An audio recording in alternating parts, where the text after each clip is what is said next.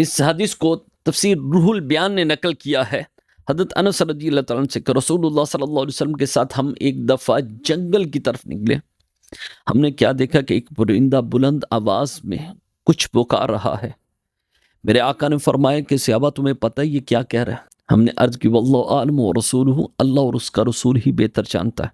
हमने फरमाया ये परिंदा कह रहे अल्लाह तूने मुझे अंधा बनाया है, मेरी आंखें छीन ली है, अब मुझे अपने फजलो करम से मुझे कुछ खाने के लिए अता फरमा, मैं भूखा हूँ। हज़रत अनस रज़ियल्लाहु ताला फरमाते कि हम वहां पर देख रहे थे उसी अभी परिंदे को, क्या देखते कि एक टिड्डी उड़ती हुई आई है, उस परिंदे के मुंह के अंदर दाखिल हो गई।